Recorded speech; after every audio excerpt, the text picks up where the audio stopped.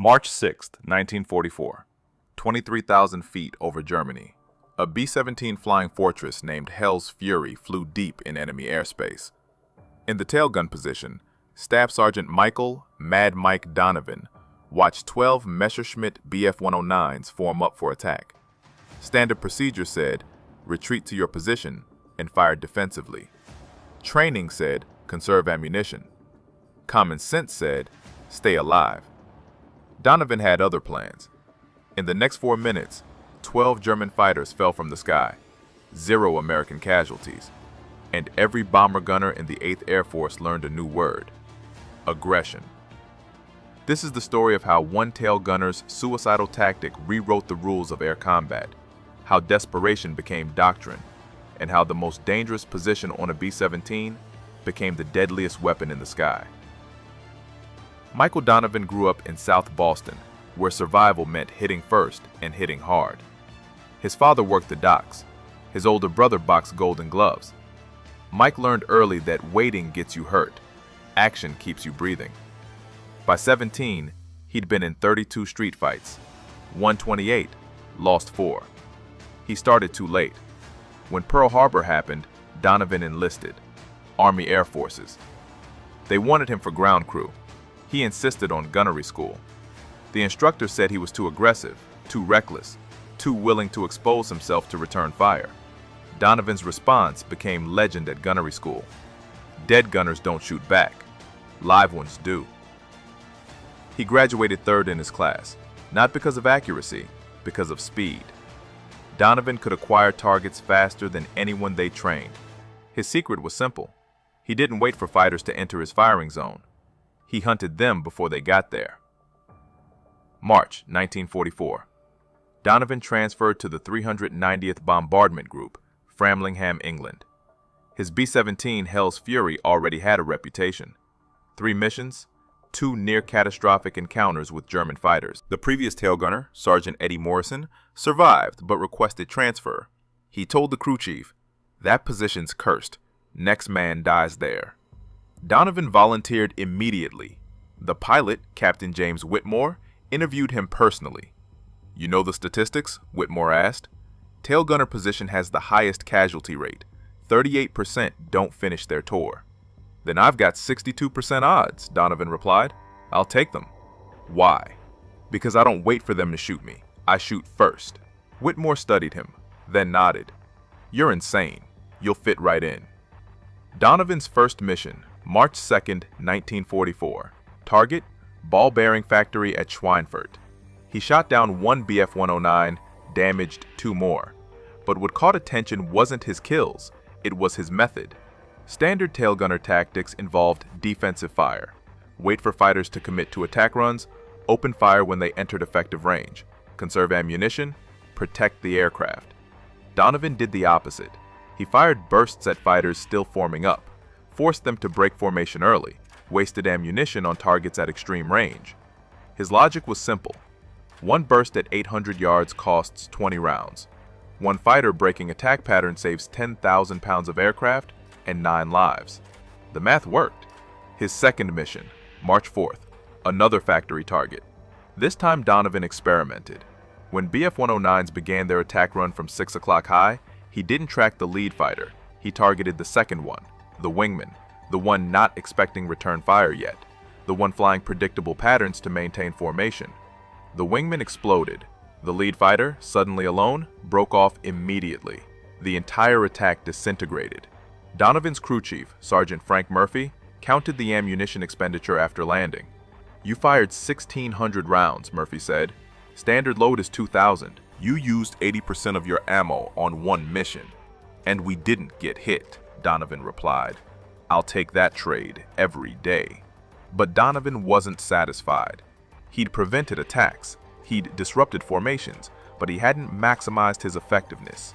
That night in the barracks, he studied German fighter tactics, how they approached, where they positioned, what they expected. German fighters attacked bombers in coordinated waves. Standard pattern: 4 to 6 fighters in echelon formation, approaching from stern quarter high. Lead fighter drew defensive fire. Wingmen exploited the gunner's focus on the primary threat. Standard American response: track the lead threat, engage when certain of hits, conserve ammunition for multiple attacks. Donovan saw the flaw. American gunners reacted. Germans dictated. The initiative belonged to the attacker. Every defensive doctrine assumed the enemy controlled timing. What if you reversed it?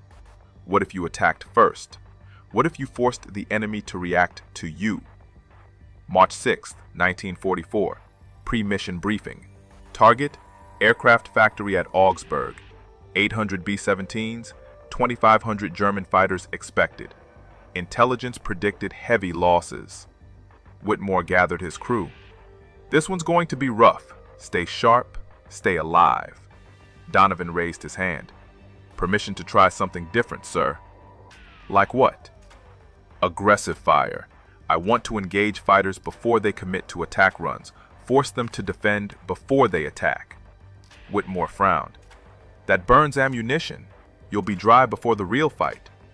Or I'll prevent the real fight, Donovan said. Sir, we've been playing defense for 2 years. How's that working? 38% tail gunner casualty rate? Maybe it's time we stopped waiting to get shot. The pilot considered, then nodded. You've got one mission to prove it. If we get shredded, you're off the gun. Deal. They took off at 0647 hours. Formation assembly over East Anglia. Climbed to altitude. Crossed the channel. Enter German airspace at 0824. The routine felt almost mechanical until the call came at 0919. Fighters, 6 o'clock high, 12 bandits. Donovan swiveled his twin 50s, 12 Bf-109s, 2,000 yards out, forming up for coordinated attack. Standard response: wait until they commit, then engage the lead fighter. Donovan did neither. He opened fire immediately, at 2,000 yards, maximum range, low probability hits. The tracers arced through empty sky. Most missed by hundreds of feet, but the effect was immediate. The German formation scattered. Lead fighter broke right. Wingmen hesitated. The attack pattern disintegrated before it started. Donovan, cease fire! Whitmore's voice crackled over the intercom. You're wasting ammunition. Negative, sir. Watch what happens next. The German fighters regrouped, but now they approached cautiously. Not the aggressive diving attack pattern. Hesitant. Probing. The initiative had shifted. Donovan tracked the new lead fighter, waited until 1,500 yards, then opened fire again. Short, controlled bursts. Not aiming to hit, aiming to intimidate. It worked. The formation broke again. But one Bf-109, the wingman on the left, maintained course. Aggressive, experienced. Donovan recognized the type. Veteran pilot. Wouldn't be intimidated. Required different tactics. He let the fighter close. 1,400 yards. 1,300. 1,200. The range where most gunners would open sustained fire. Donovan held. The German closed further. 1,100 yards. 1,000. Now the fighter filled his sights. Donovan fired. Not a burst, a sustained barrage. 200 rounds in 3 seconds. The concentration of fire was overwhelming. The Bf-109 tried to brake, but flew directly into the stream of tracers. The engine exploded. The aircraft disintegrated. Pieces tumbled earthward. Good kill. The radio operator's voice. Donovan just splashed one. But Donovan wasn't celebrating. He was already tracking the next target. The remaining 11 fighters had regrouped. Now they knew the tail position was dangerous. They'd adjust tactics. Come from different angles, split his attention, standard counter to aggressive defense. Donovan expected this. He'd planned for it. When the fighters split into 2 groups, 6 attacking from 6 o'clock, 5 from 7 o'clock, he didn't try to engage both. He focused everything on the 6 o'clock group, ignored the 7 o'clock threat completely. Waist gunner, you've got 7 o'clock, Donovan called. I'm holding 6. The waist gunners, Sergeants Tommy Price and Carl Johnson, opened fire on the 7 o'clock group. Donovan concentrated on his sector. 6 fighters diving toward them. He picked the lead aircraft, fired, hit. The fighter exploded. The remaining 5 broke formation momentarily. Donovan immediately shifted to the new lead fighter, fired again. Another hit, another explosion. In 30 seconds, 3 Bf-109s fell. The remaining 9 fighters broke off completely, not retreating to reposition for another attack. Full retreat, fleeing from a single tail gun position. The formation flew on. Donovan reloaded, checked his ammunition. He'd expended 1,200 rounds, 800 remaining. Enough for 1 more sustained engagement, or 2 brief ones. The question was whether the Germans would return. They did. 15 minutes later. This time 18 fighters, a full Staffel. They'd seen what happened to the first group. They were prepared. They attacked from multiple vectors simultaneously. 6 o'clock, 7 o'clock, 5 o'clock, 4 o'clock. Overwhelming firepower from every stern quarter. Standard response, defensive fire. Try to cover all angles, divide attention, survive through evasion and luck. Donovan chose violence. He ignored the 4 and 5 o'clock attackers, let the waist and ball gunners handle them. He focused everything on the 6 o'clock direct stern attack. 6 Bf-109s dove straight at Hell's Fury's tail. Donovan didn't flinch, didn't try to evade. He locked his guns on the lead fighter and opened fire at 1,200 yards, maximum effective range for his twin 50s. The closing speed between bomber and fighter was 400 knots. That gave him exactly 7 seconds before the German reached firing position. Donovan used all 7.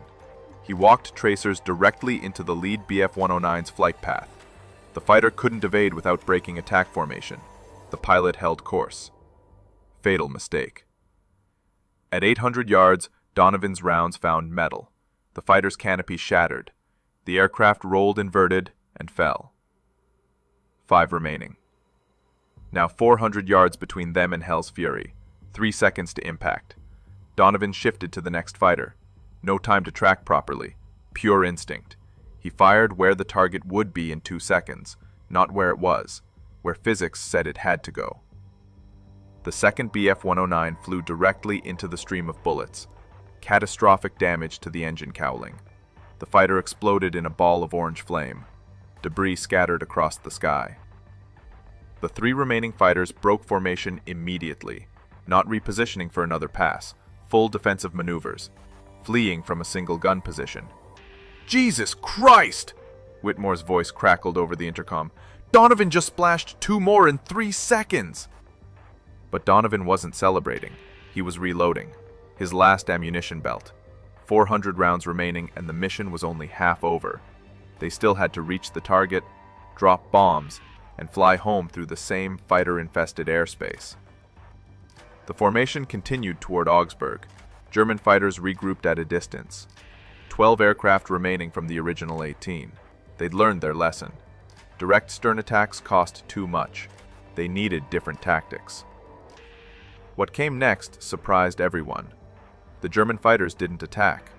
They shadowed the bomber formation, Stayed just outside gun range, waited. Whitmore recognized the pattern immediately. They're calling in reinforcements. We're about to get hit by everything they've got. He was right. 10 minutes later, radar picked up new contacts. 36 fighters, a full grouper. 3 Staffeln of Bf-109s and FW-190s. Combined with the 12 already shadowing them, Hell's Fury faced 48 enemy fighters against a single B-17's defensive armament. Standard procedure in this situation: radio for fighter escort, tighten formation with nearby bombers, maximize overlapping defensive fire, survive through coordination. But Hell's Fury had drifted from formation during the earlier attacks. The nearest friendly bomber was 3 miles away. No P-51 escorts in range. They were alone. Donovan checked his ammunition. 380 rounds against 48 fighters. The math didn't work. Unless he changed the equation. "Captain," Donovan called over the intercom. Permission to try something. What? Attack. Silence. Then Whitmore's voice, carefully controlled. Explain. Those fighters are forming up for coordinated assault. Give them 2 minutes and they'll hit us from every angle simultaneously. We can't defend against that. But we can disrupt it. If I engage while they're still organizing, I can force them to scatter before they're ready. You'll be out of ammunition in 30 seconds. Then I better make them count, Donovan said. Sir, defensive tactics don't work when you're outnumbered 20-1. Our only chance is aggressive action while they're still vulnerable. Whitmore considered for 3 seconds, then made his decision. Do it. If you get us killed, I'm writing your family a very angry letter. Donovan didn't waste time responding. The German formation was 2,000 yards out, still organizing. Lead elements establishing attack vectors. Trailing elements moving into support positions. Perfect vulnerability. Donovan opened fire. Not short controlled bursts, not suppressive fire, maximum sustained barrage. He poured 200 rounds into the formation's center in 8 seconds. Not targeting specific aircraft, targeting the space where coordination happened, where fighters maintained formation discipline. The effect was immediate and catastrophic. Tracers crossed through the formation's core. One Bf-109 caught fire and spiraled down.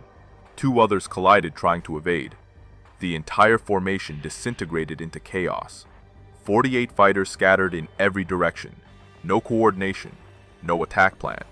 Just individual aircraft trying to survive. Holy! Whitmore didn't finish. He didn't need to. Everyone saw it.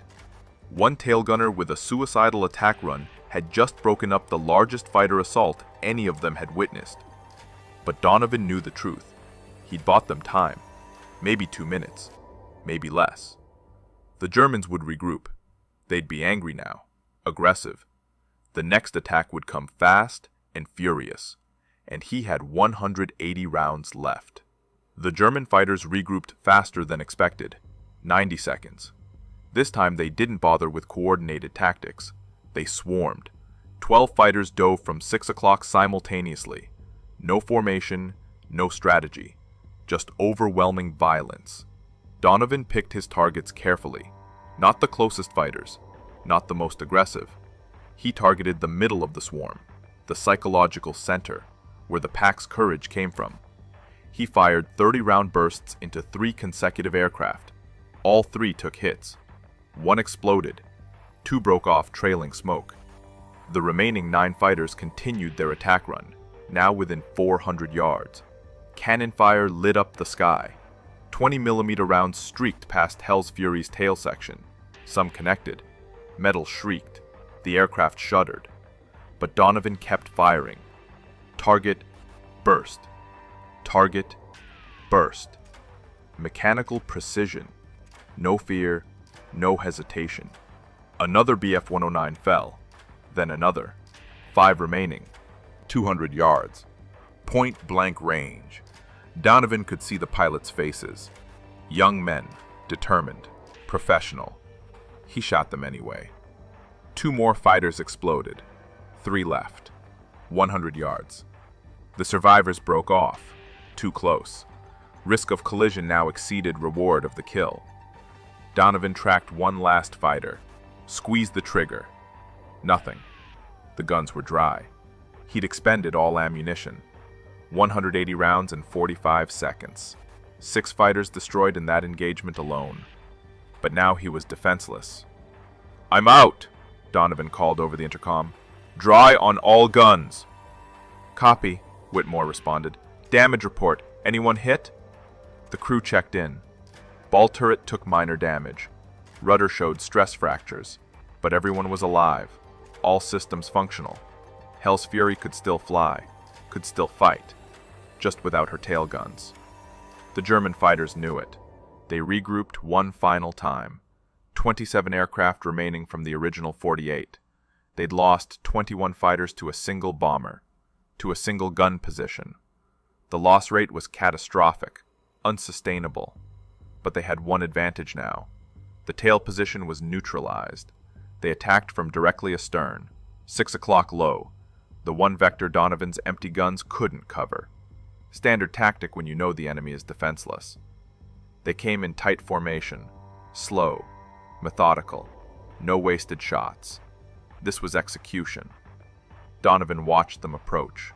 400 yards, 300, 200. He had no ammunition, no way to defend.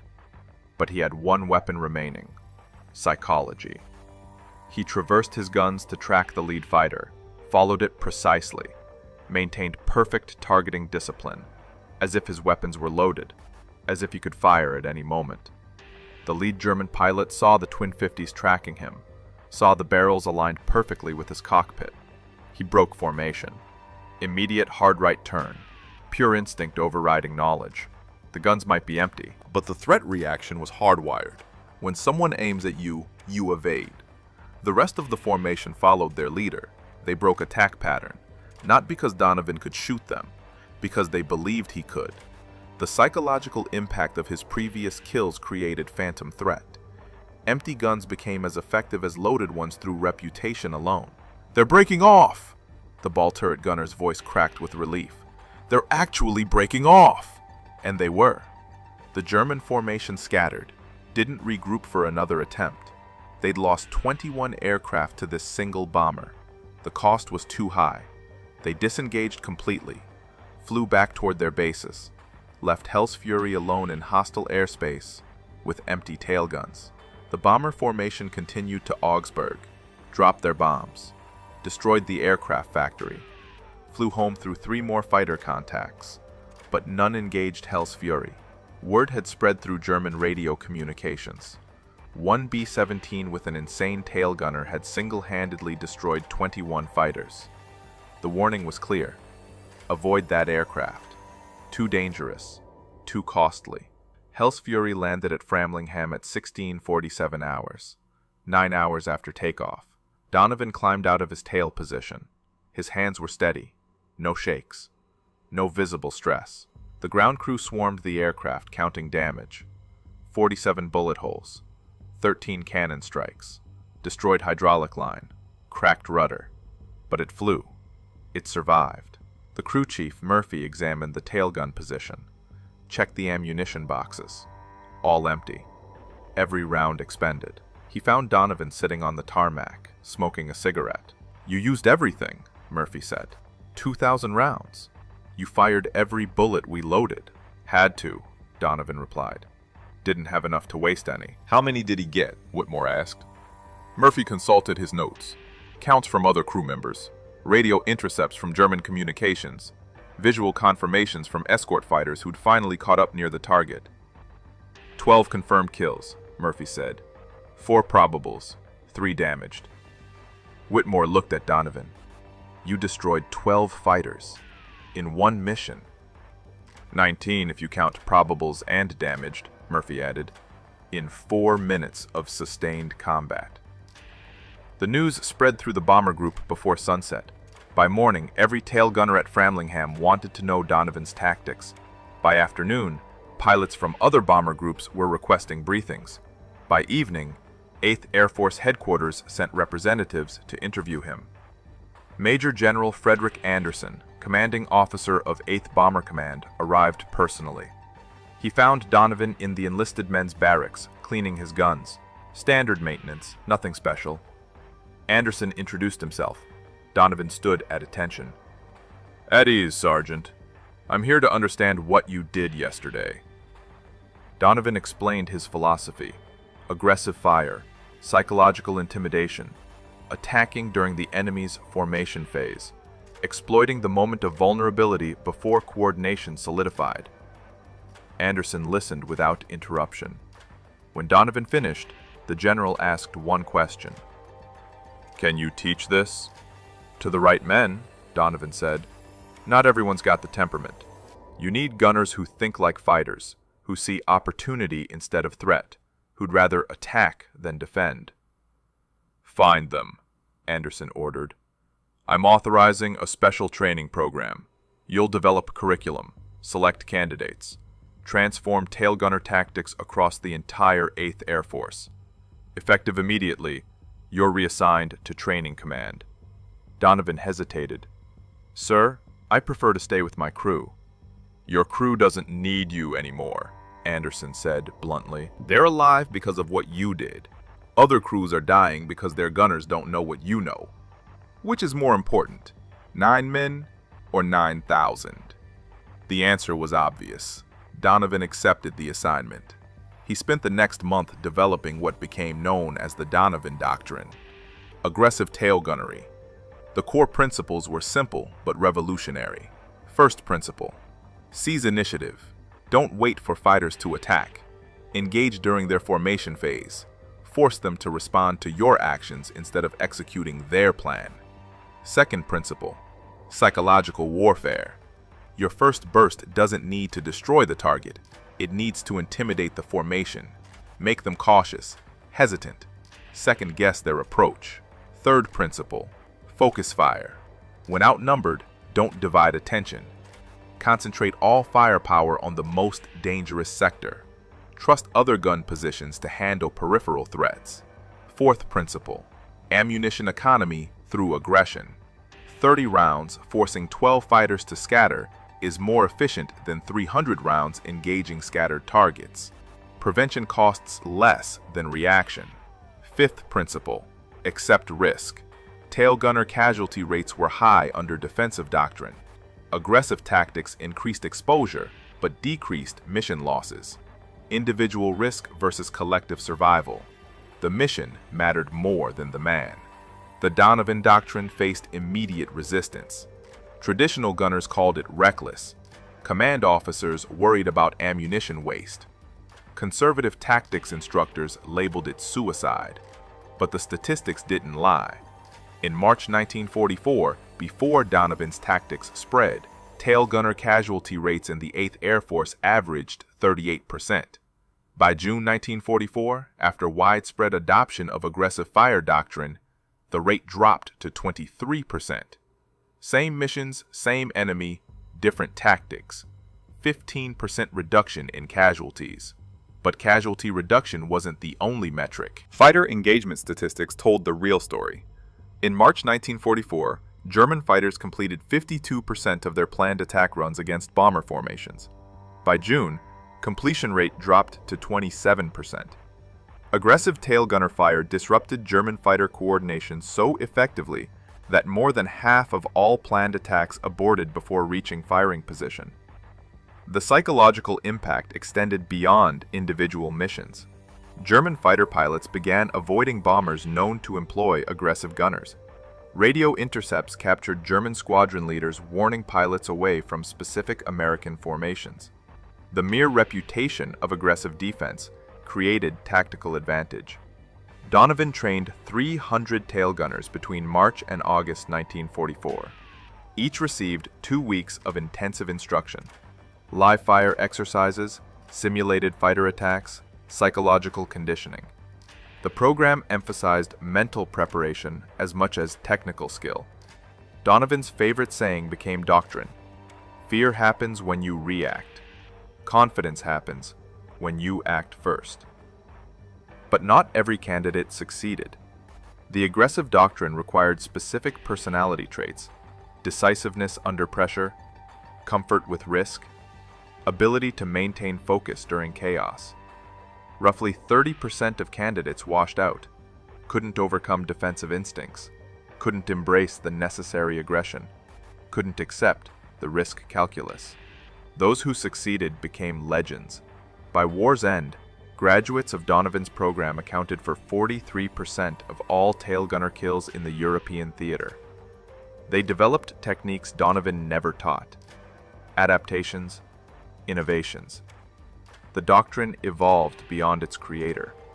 One graduate, Sergeant Thomas Bailey, destroyed 16 fighters in his first 4 missions. Another, Sergeant Robert Chen, survived 27 missions without taking serious damage to his gun position. The aggressive doctrine didn't just increase kills, it increased survival rates through deterrence. German pilots learned to recognize aggressive gunners.